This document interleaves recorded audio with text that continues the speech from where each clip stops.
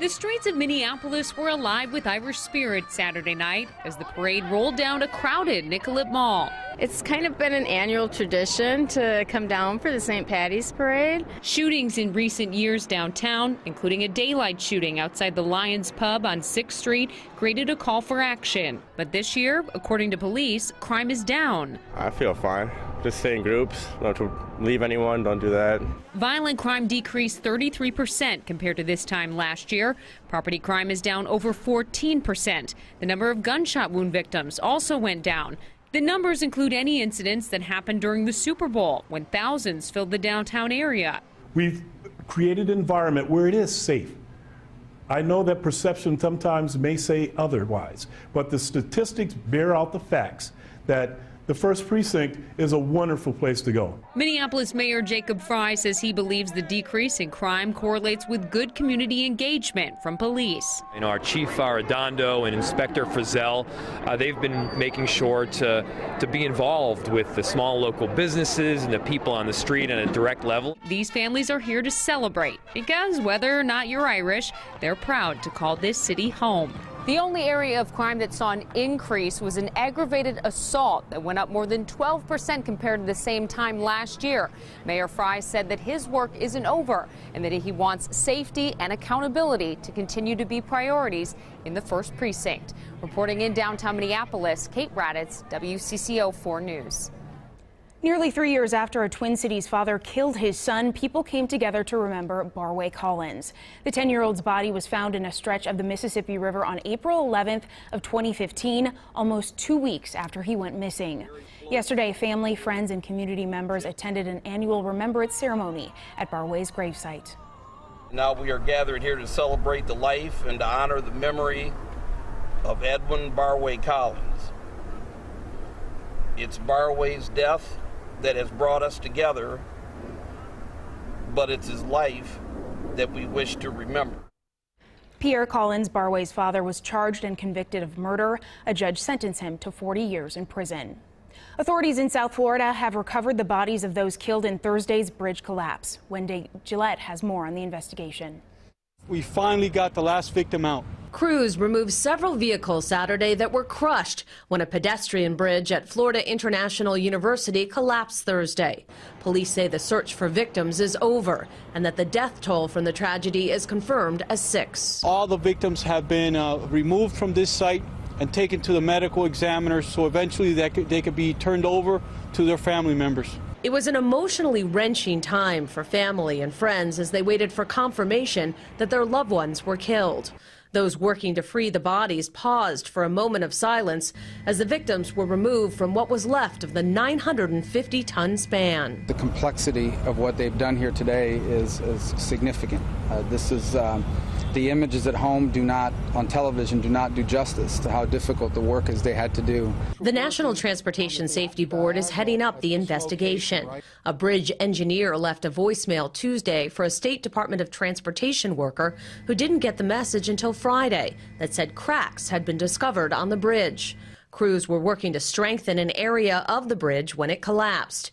NTSB members will study videos that captured what happened as they try to determine the cause. They are looking at all those, not only all the statements that are being given, but all those videos, which will be critical in the assessment of what the cause was. The NTSB will remain in South Florida for as long as a week as they investigate. Wendy Gillette, CBS News. No additional crews were brought in to help firefighters sift through the rubble to get to those victims. The university says they had a meeting just hours before the bridge collapsed, talking about those specific cracks. They determined there was no safety issue at that time.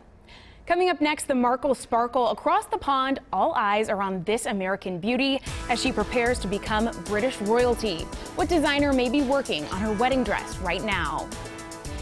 And we have all wondered what our dogs and cats are thinking, but how about dolphins? Scientists say they can already communicate with them, but you'll never guess how.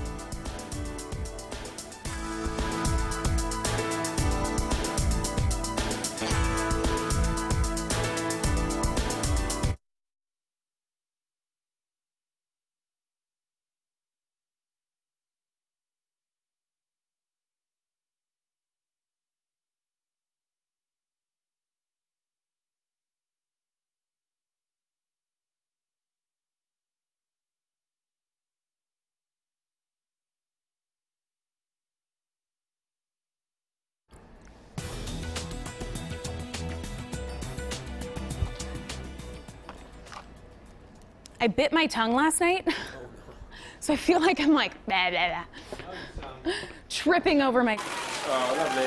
When Prince Harry and Meghan Markle and... You're both on. Here? Yeah. Okay.